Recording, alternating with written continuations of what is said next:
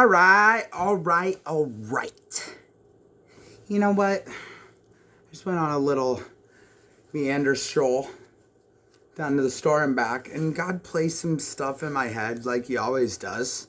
Some pretty Gucci stuff, and I was like, all right, I'm gonna come express this because I'm ready to teach. I have just been building up this concoction of extremely wild stories and just like been building up all this knowledge God's been giving me, all sorts of shit.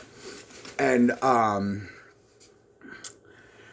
just gotta say, I don't know what I've been being a little baby back biznatch about, but on that note, I'm not gonna be that anymore. I'm just gonna say it how it is. When it comes to me, I'm gonna say it.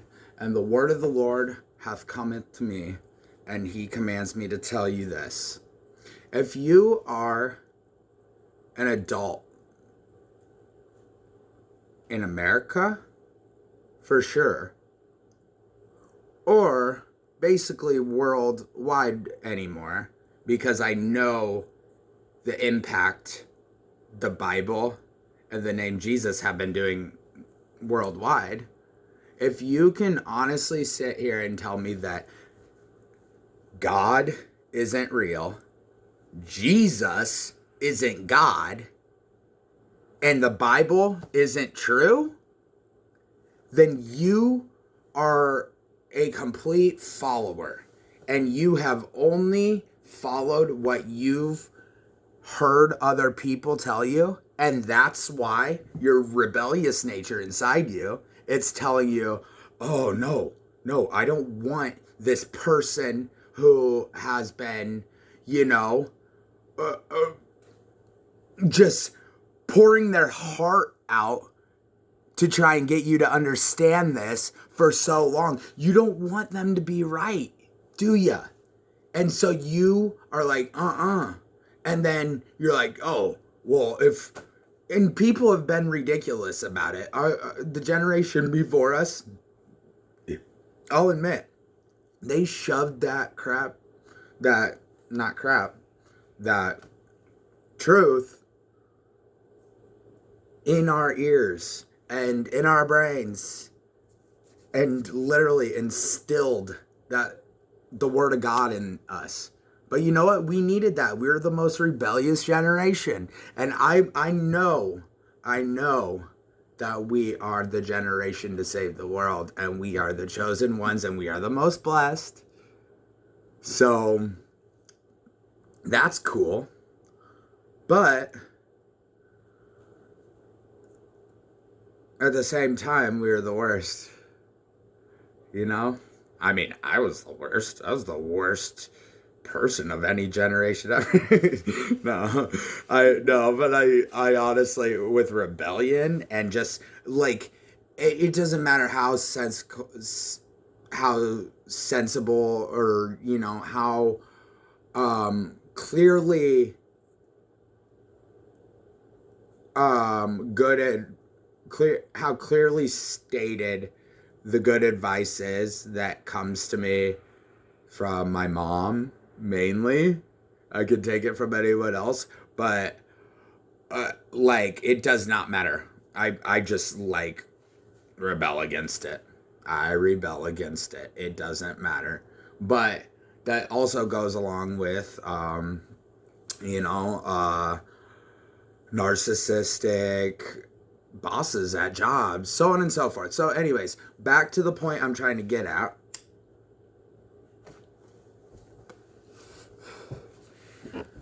If you can sit here and say that there is no God, or that Jesus isn't God, because even when I'm saying it right now, when I say Jesus, it makes you feel this type of way inside you. If you can feel that and then still turn from it, you are rebelling against your maker, against your creator, against the one who has his eyes on you all day, just waiting for you to understand that he's there and he's all love and he makes you feel amazing. He takes your sins and he rids them out on his own time when you give your heart to Jesus. So that's what we need to do. And I know I'm kind of all over the place with this. I decided yesterday I was going to take a couple of my meds, my Adderall, and I regret the shit out of it. This shit feels horrible anymore. I am so through with amphetamines completely. Yeah, so I apologize for just how tweakish I am right now. But doesn't mean that I'm not making a good point. Now am I? So, just like I don't understand how you, like, if you don't believe this book, this name, and this attitude to be true, then you seriously, there's always hope and there's always love. And I don't care how many times you deny it, I'll still always be your friend and try and show you a better way or a different way, whatever's gonna like sink in and work for you. But you need to take a look in the mirror, like seriously, take a look in the mirror and be like, holy shit, what is this? Who am I? How did I get here? Why am I here? What is my purpose? People, we need to think like that so we can be smarter. Everybody wonders why we only use such little amounts of our brain at a time. And it's because we aren't willing to open our minds to anything other than what we think's right, what we want to be right, what we stood up for when we were told to do something, and we're sticking to it. No, I'm gonna admit, you know what? I voted for President Joe Biden. I'm sure a lot of you did too. You know why I did? It's because I had moved into the city where all my siblings live, and I was trying to change my life at the moment, and I had left my ex-wife who beat the shit out of me, and for 3 years straight, and I was leaving the situation that I thought was gonna bring me together with my family, and then it was horrible, so I just left her. And then I resorted to my family, and I hopped on the bandwagon. I'm like, oh, and the area we live in, Fort Iowa City is the only democratically blue covered area. And I'm like, yeah, I didn't even look at it. It was the first time I ever voted for president. You know what? But my vote matters. It always matters. No matter what it's about. And that vote really mattered. You know why? So we could place whichever way I went, I swear, was the way it was going to go. So I could place the fool right in front of us so then we could see the truth. Anyways, I voted for President Joe Biden. Do I regret it? Yeah. In a sense that I could have done better. Yeah, and that's saying a lot. Sorry, Trump. I love you. I love you both. Okay, I love you both, Joe and Donald. But Trump, I do have to say that you have won a part of my heart over just with the fact that you repented on national television, basically. You gave it up to the Most High. And I, can't deny it. So that was awesome. I've still been in question because when when it came down to the race or whatever, the campaign battle, at the debate, one of the debates between you two goofballs. All right, Trump, I'm not even gonna call you a goofball. I have respect for you. But you both sat there and just lied and lied and lied, and I just left a narcissistic relationship, and I'm like, oh my gosh. So, and you were the better liar, Trump. So, and so I noticed that more, and it made me more mad. So I was like, no Trump. And I should have just voted for Kanye. What was I thinking? Like, what were we all thinking? Yeah, he has the most fire. He made Jesus walks. He said, screw the authority. I'm gonna tell this kid that he's alive.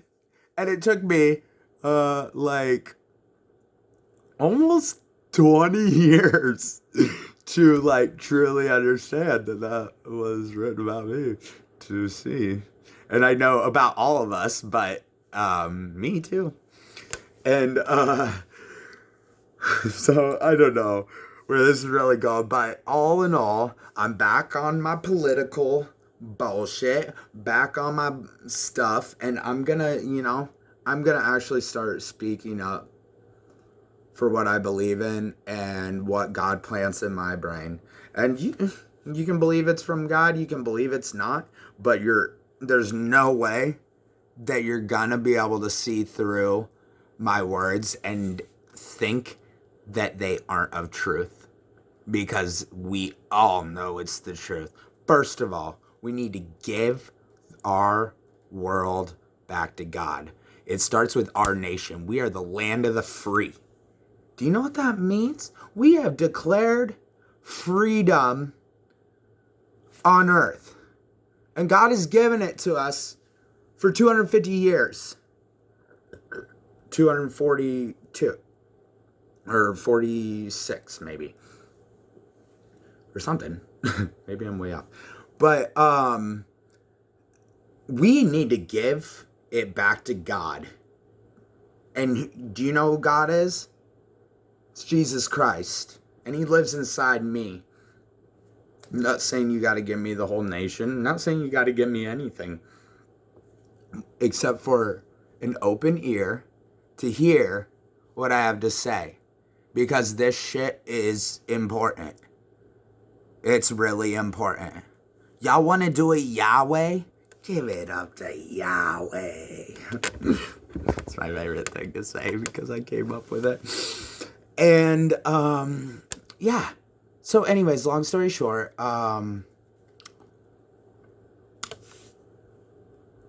you have to consider God.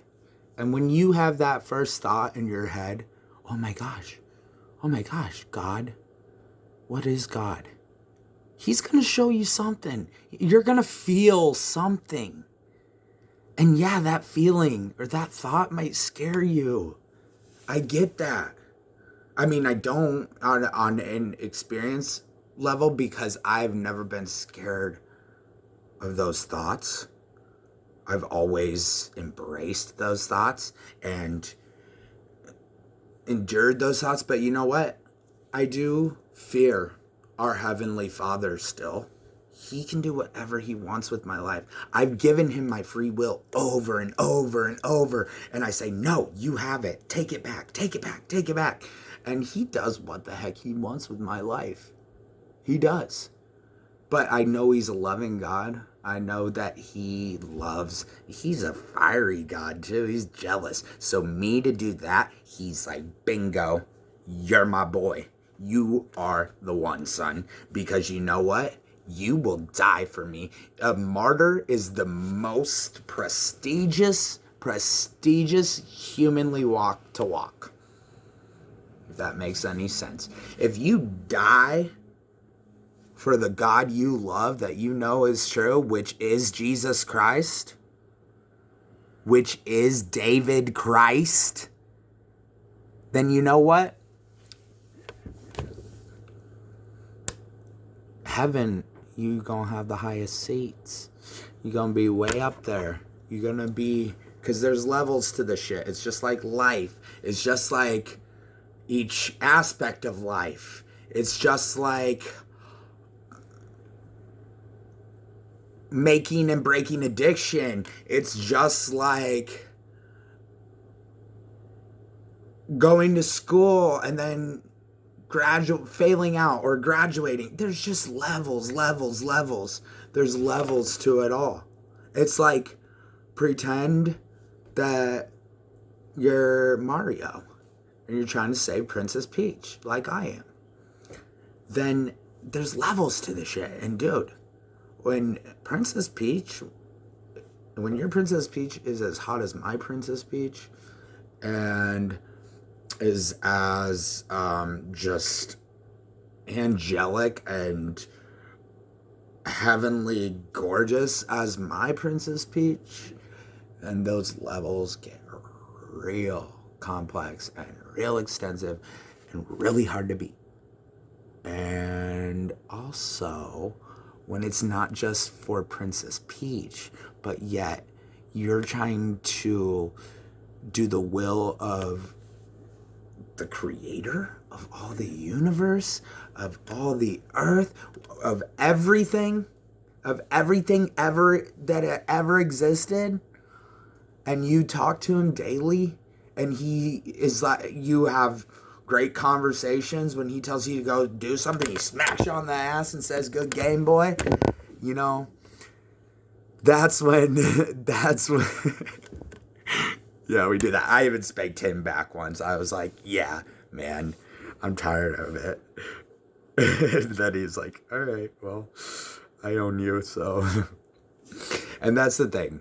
Yes, we have our own free will. We got it.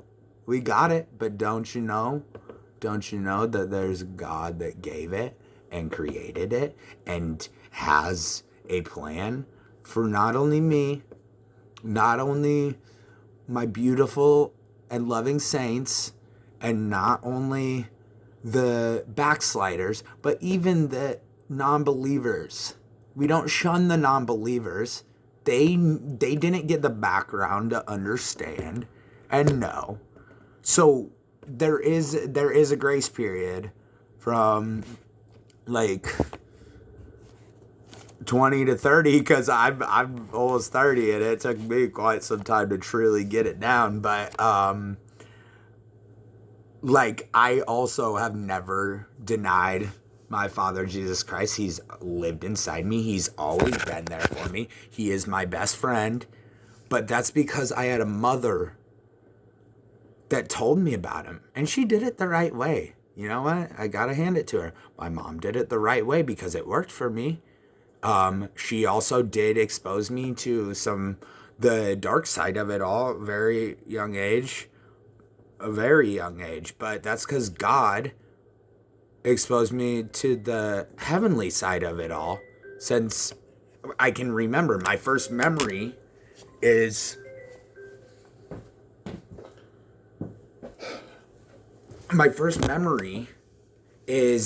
a dream. And in the dream, I am like flying around these things, and it's just like, it's a black background, and it's me like just floating around these things. And then what the things are, it's like neon like outlines of all these rockets, and they're like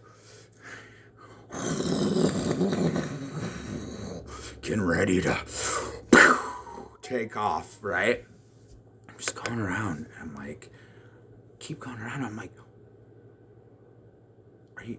are they gonna go off?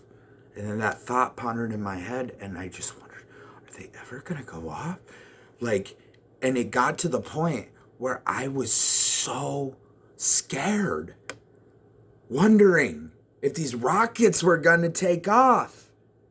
And in my dream, the anxiety, as those rockets boiled up, my anxiety built up in me, And I just got so scared as to whether they're going to take off. Like, I didn't know if I wanted them to or not. And now being 30 years, or no, 28 years older than then, I would want them to take off because I understand the meaning of it all now. But in that dream, they never took off, right? As I'm flying around. And my anxiety was so high to the point it woke me up in my bed.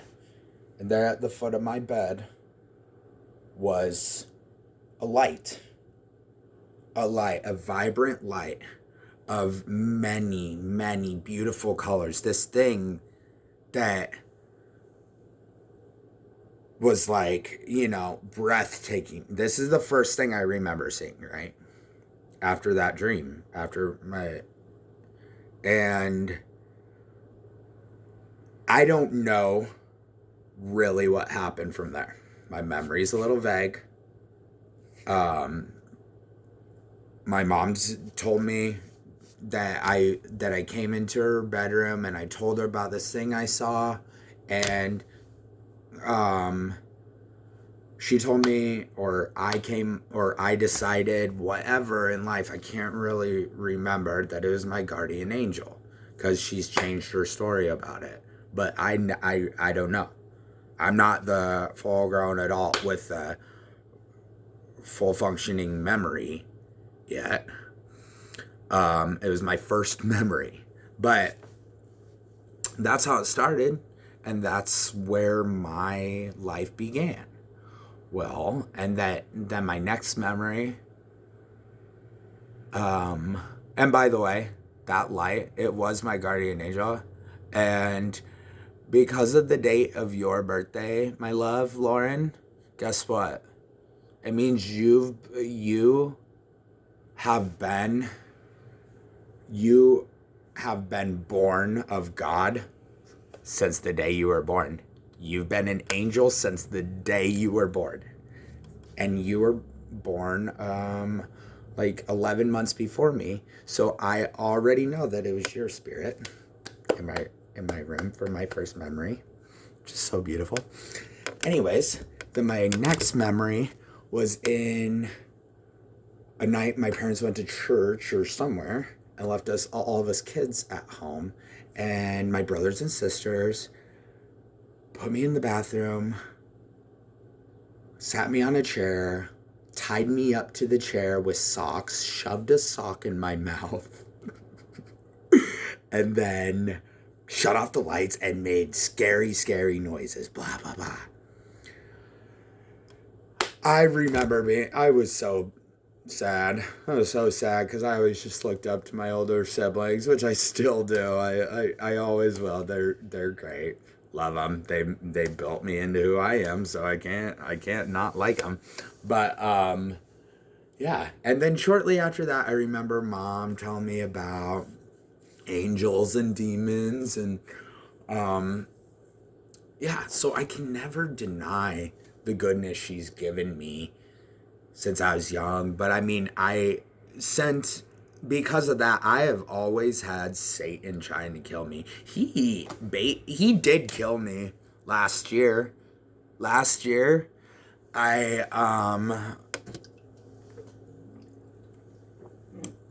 March, right after baby mom number 1 took my kids, changed her phone number, changed her address, and just ghosted me, which that isn't all to blame, but it's a big part of it, because I was really depressed. That my kids were the only thing I was holding on to. I was depressed from my whole last situation. Barely seeing my kids. I ended up... Okay. I ended up last March staying up for 8 days on meth.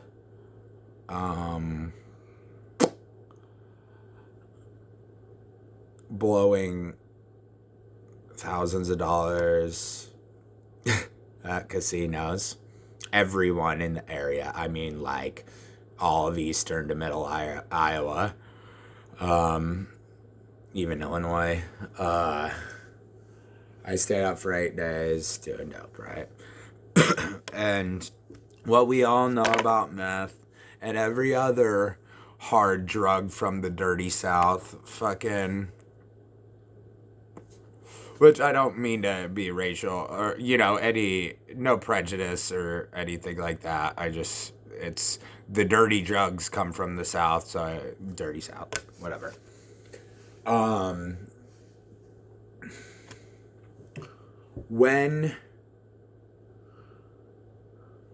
What we know about the dirt drugs from there, it's a messed up story, is that they've been cutting all of the dope with fentanyl. And we knew that about heroin because, they're opiates, and many, many, many of our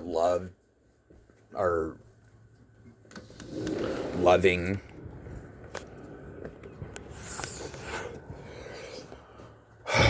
co-music artists and stuff like that have passed away from it. Accidental overdose. I'm sure there's a lot more to it. A lot of purpose behind all that. But yeah, they've been cutting hard drugs with fentanyl for a long time. So at the end of my 8-day streak, when I had no money left, I left Isla Capri Casino, but not before I snorted like 2 fat lines and hot railed one and smoked some dope out of my pipe before I left the parking lot.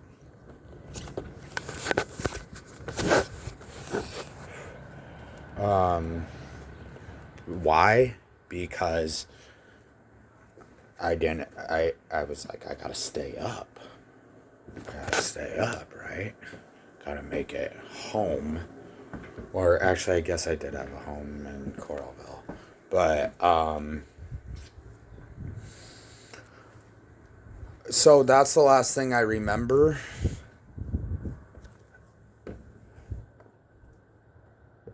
Hold on.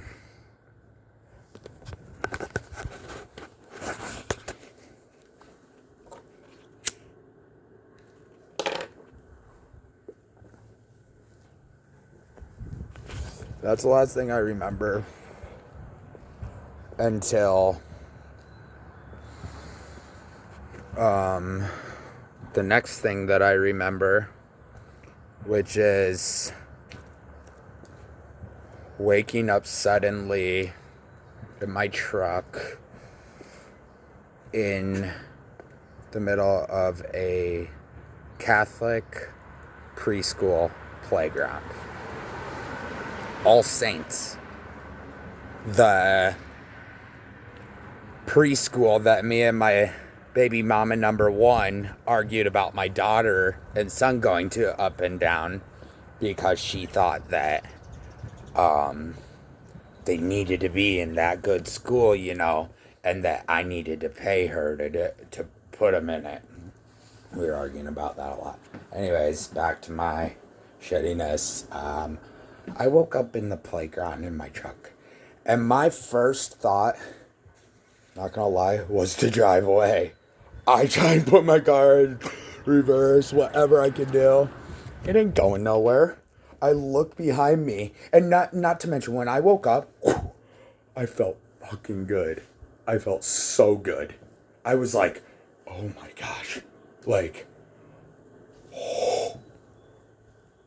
how am I not dead? And I look behind me, and there's a metal street light pole out in the middle of Locust Street in Davenport. There's a guardrail wrecked up, completely demolished in the middle of the street. And I went through a chain-linked fence, and I was just on some cement that was to the playground. At 7 a.m. on a Monday morning. Can you imagine what an hour later may have resulted in? So, what I do is instantly I smell the weed in my car. I have 2 ounces of weed in there. I'm like, oh shit. So I grab those, get out of my car, and look at it. I'm like, oh my god. Like, it is fucked. And I go and look at it, and then I see this gas station. And there's, mind you, this is, it's in between Marquette and, like, Division, between Marquette and 5 Points on Locust. At 7 a.m. on a Monday morning, there's a bunch of business owners outside. They're on their phones. They go, and then I hear the sirens coming. They're coming. I'm like, fuck. So, oh shit.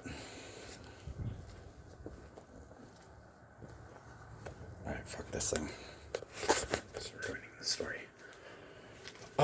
So I see a gas station, and it's that old hole in the wall, mom and pa gas station there, across from like Jimmy John's on Locust. That the guy, he comes and pumps your gas and expects you to give him a bunch of money.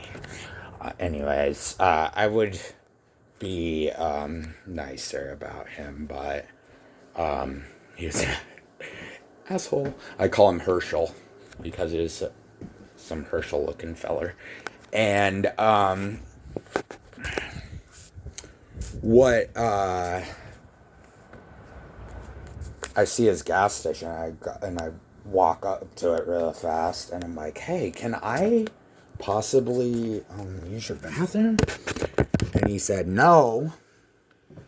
And I look at him like, what the fuck? And I'm like, fuck that. So I went in his bathroom anyways, and I took the 2 containers, whatever they were, that I had the blood in, and I dumped them in the toilet, flushed them, rinsed out the containers best I could, threw those away.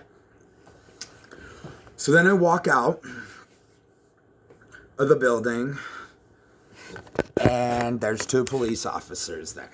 And instantly, I'm like, okay. Hi. Just letting you guys know I'm approaching. You guys beat me up. This is what I said. You guys beat me up at the skate park a couple years ago. I don't want anything else like that to happen. So I'm just letting you know I'm not resisting or anything. Because 2 years before, they George Floyded the shit out of me, tased and beat the crap out of me. Not those specific cops, but Davenport police. So I'm like, law-abiding citizen then. And so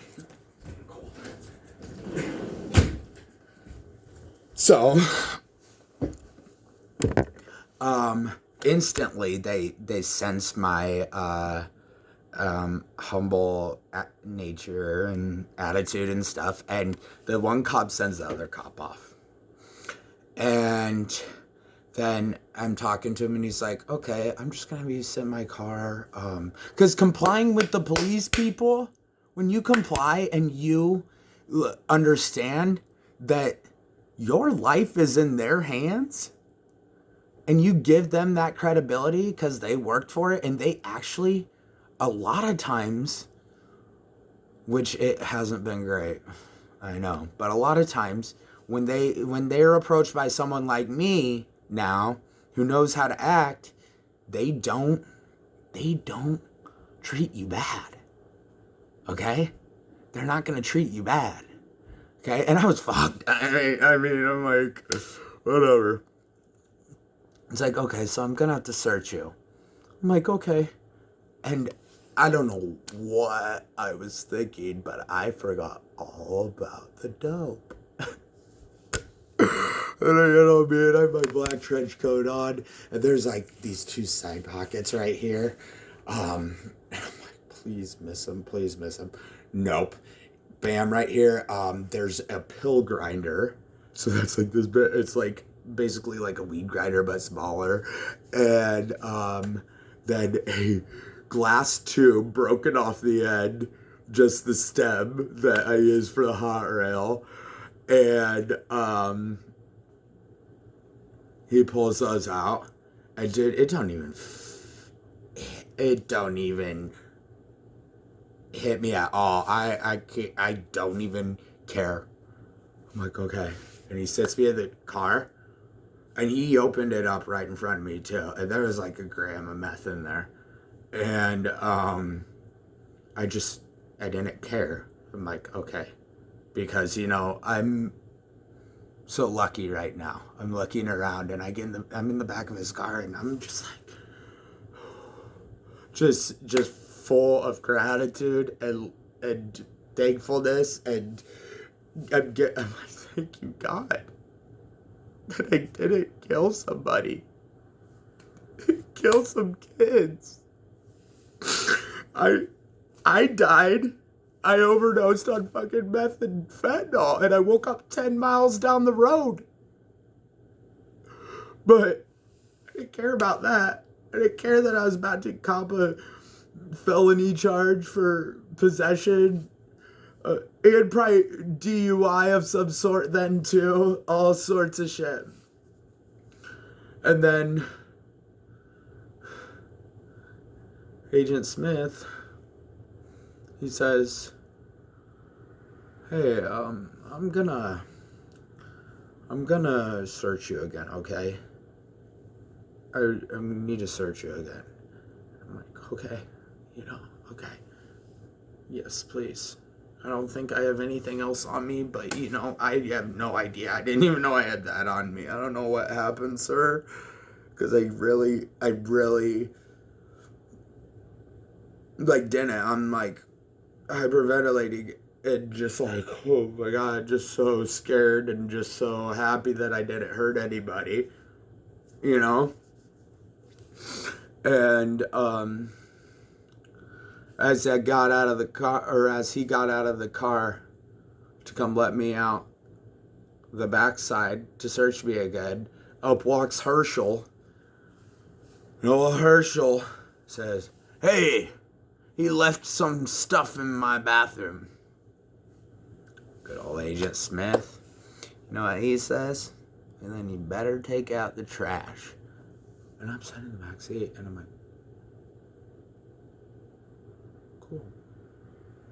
cool. Got away with the herb, at least. That would have been another felony, because it was over a half ounce. It was 2 ounces. So then I get out of the car, spread eagle it, and then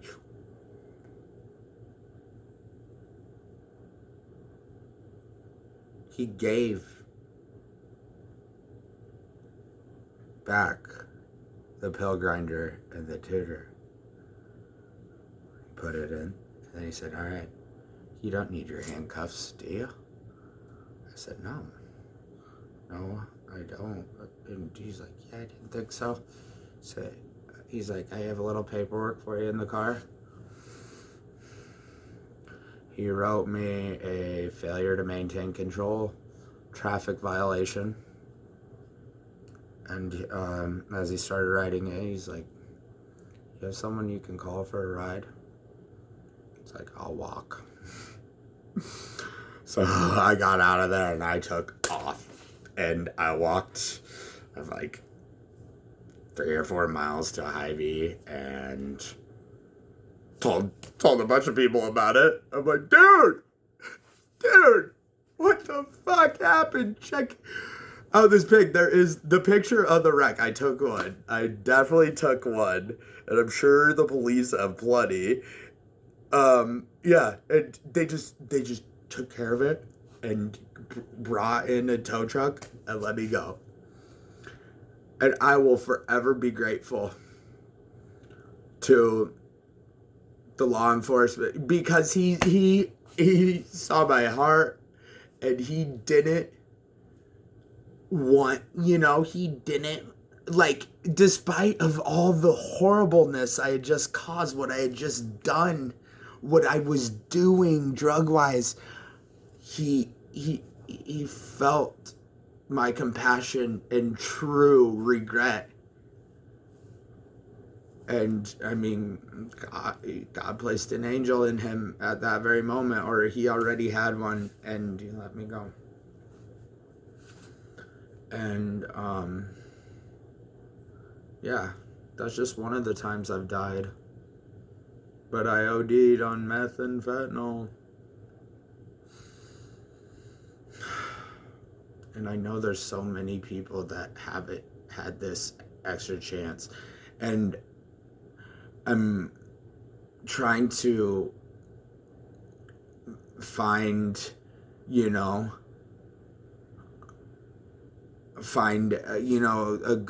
goodness out of this story. There's a lot of good to show that God, when you are faithful to God, he will save your life. He will get you out of trouble. He will do so much to stabilize your life or affect your life for the better.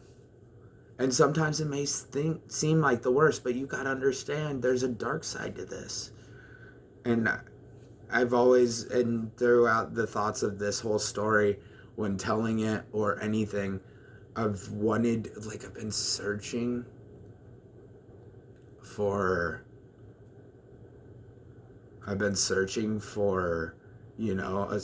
a heavenly story that, like, what happened in that time when I died and then came back to at the playground, died at the casino, came to at the playground, and I can't find it. And I'm realizing right now that's because I went to hell.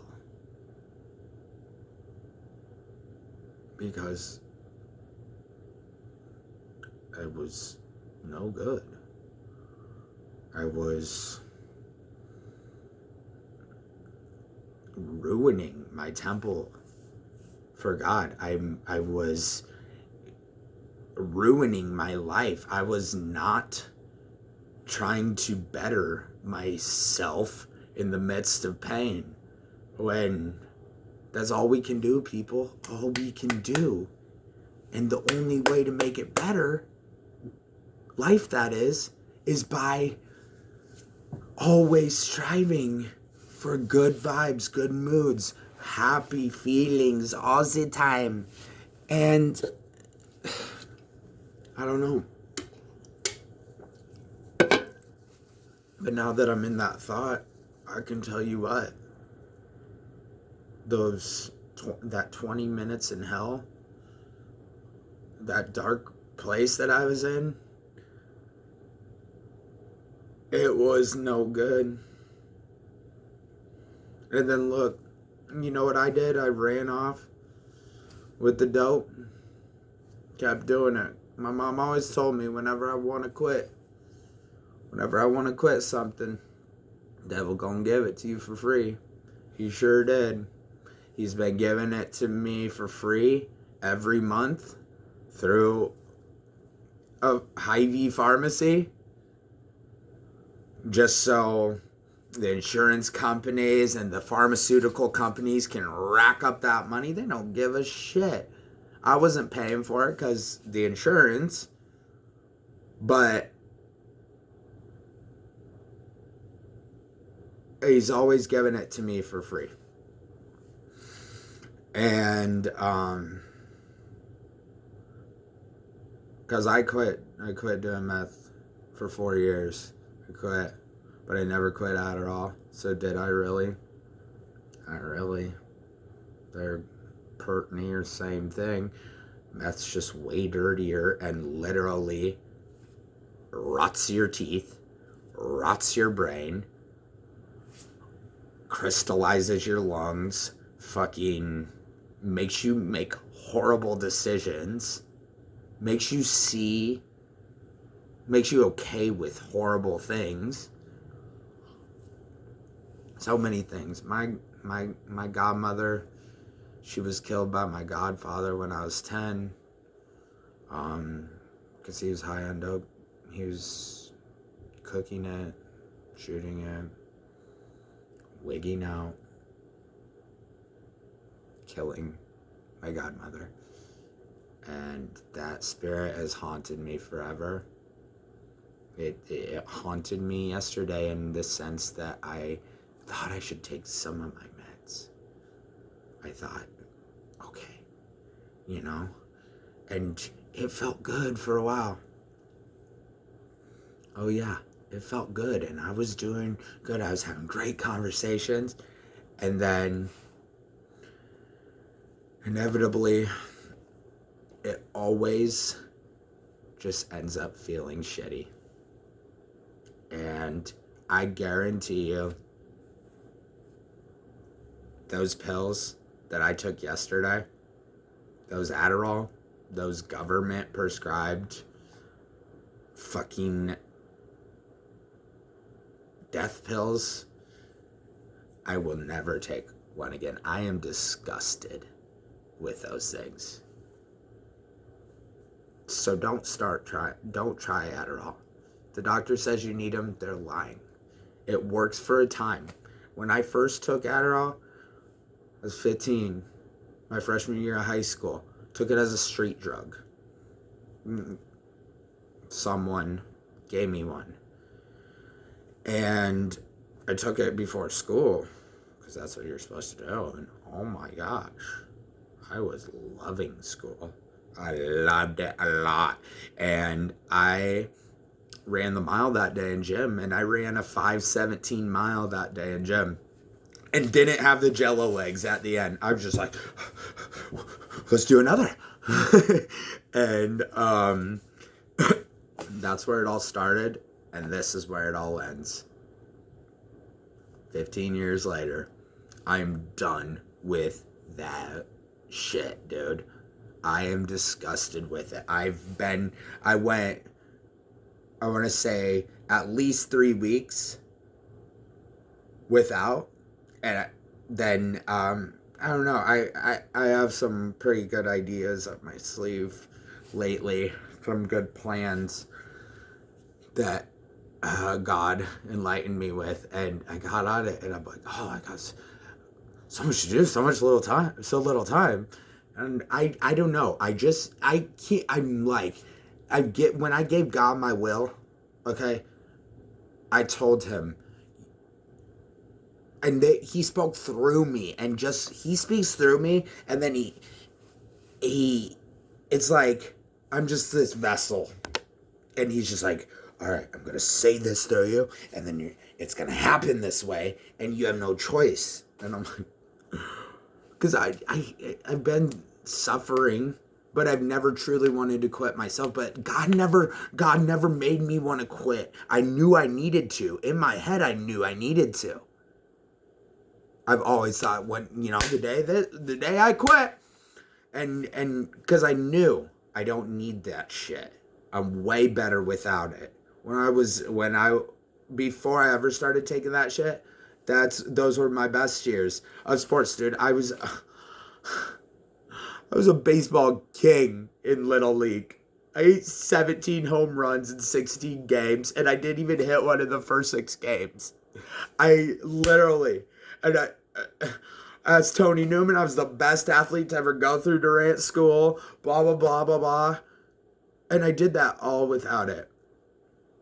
And all Adderall makes you want to do, all amphetamines make you want to do, is do more and smoke more, and then you gotta have weed, and then you gotta have, or if you're a drinker, you gotta have your beers, and you just gotta, it's like this, and then you think that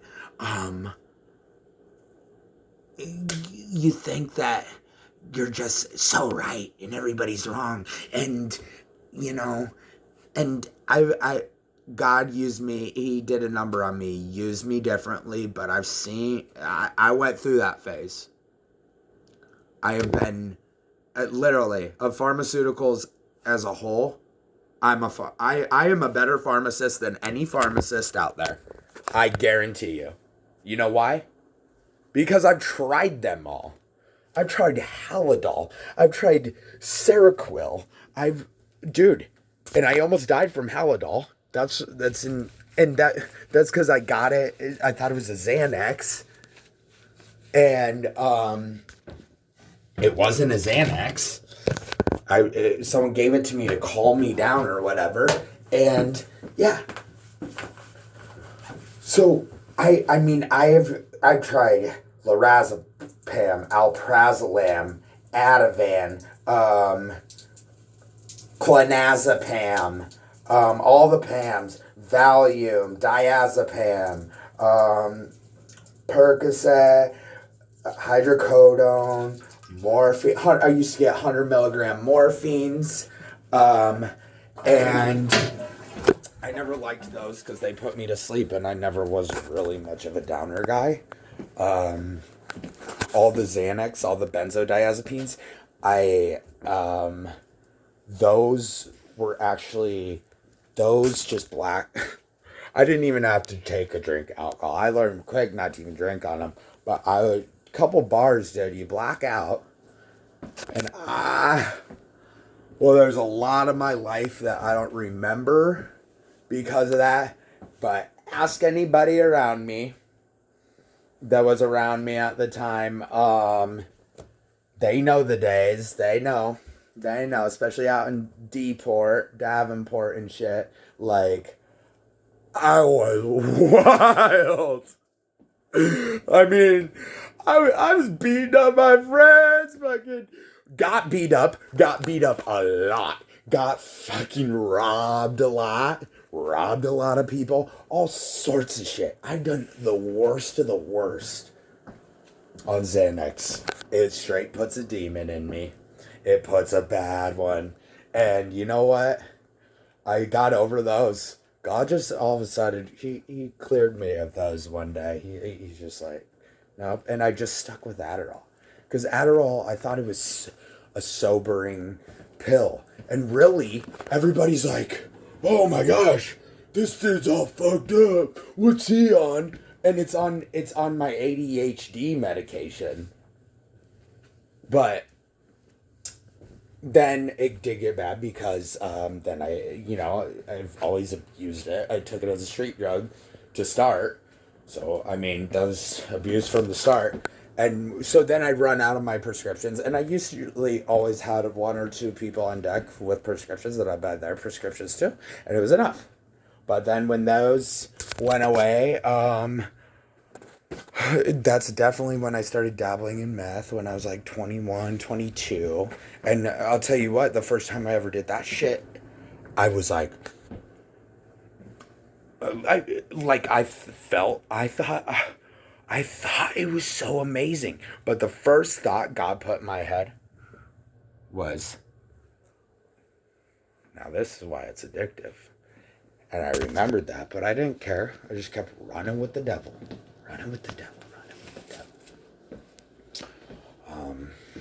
Anyways, this is a long confessional slash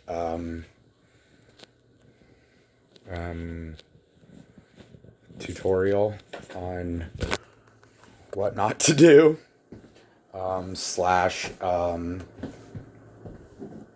rebuke to anybody who doesn't believe in God, because I am going to tell you 100% you're silly and you've never actually taken the time to consider what those words are saying in that book and how they surround that name, Jesus Christ and David.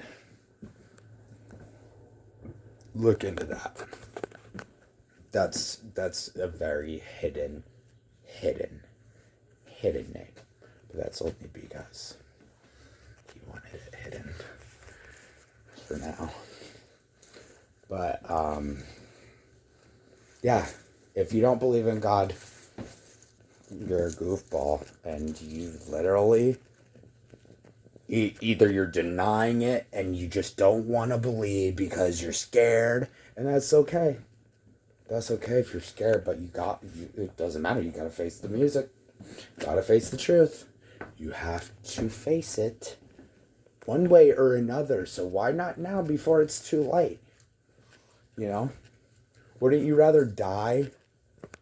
Wouldn't you rather die a believer of Jesus Christ and be wrong, even though you lived out this nice and self-fulfilling life that actually made an impact? Wouldn't you rather die like that than die an atheist, non-believer that always has this void inside them, always has something they're searching for inside them, like, or they're blocking off from even that feeling,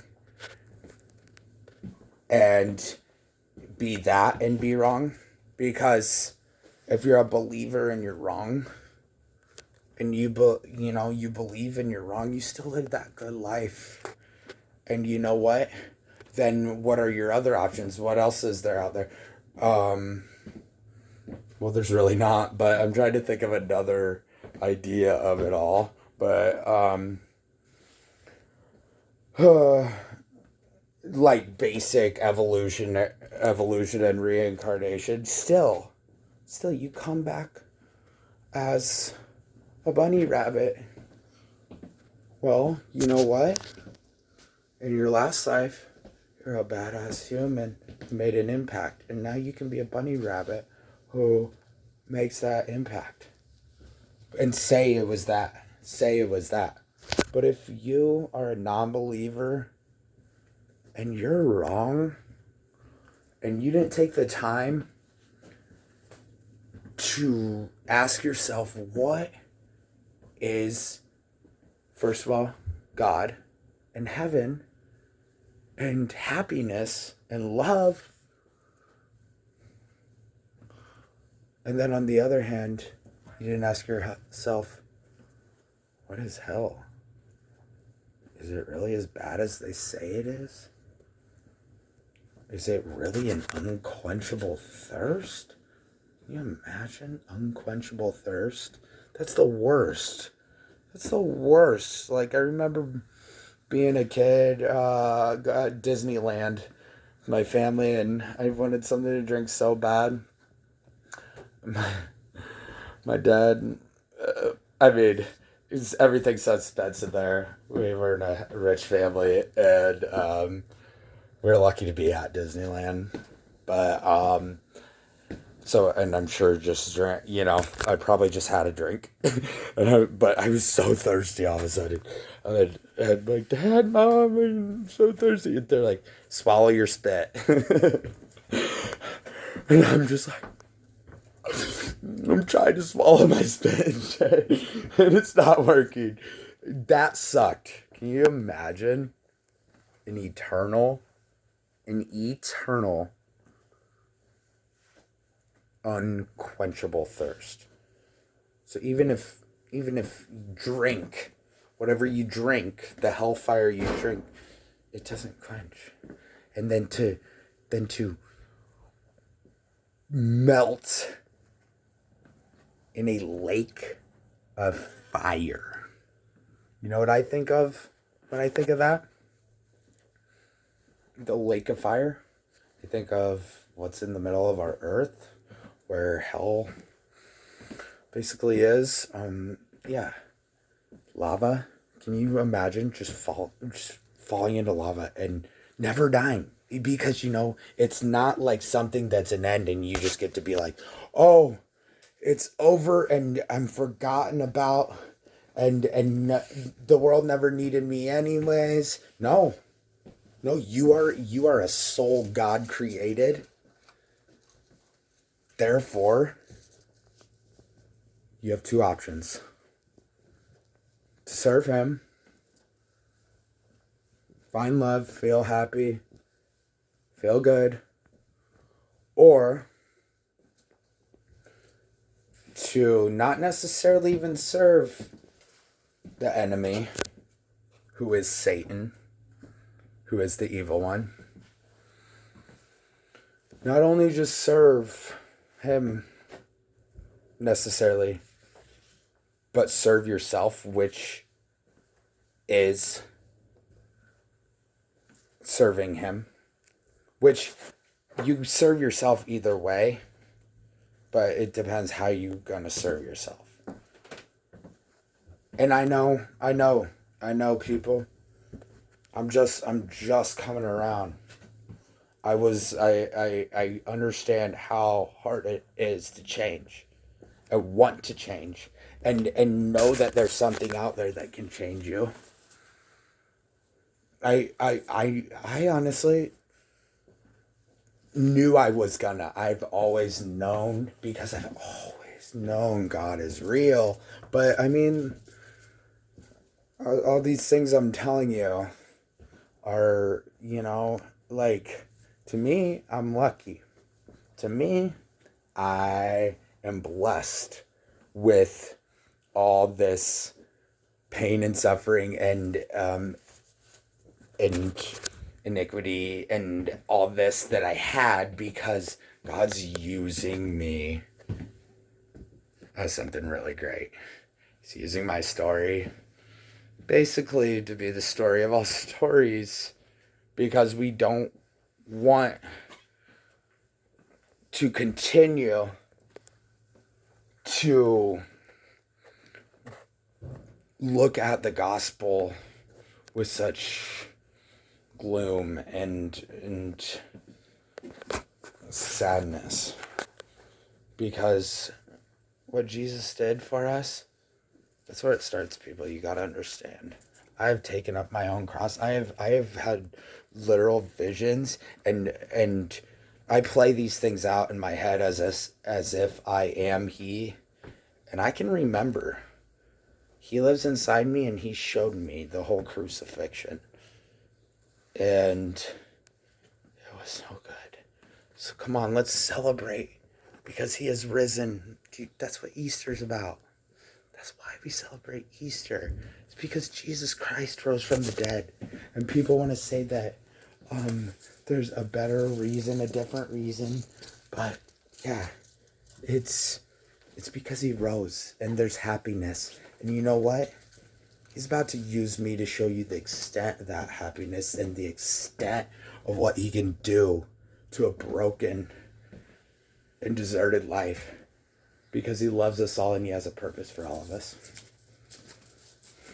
Anyways, that's it for now. I love you guys. I love everybody. See you soon.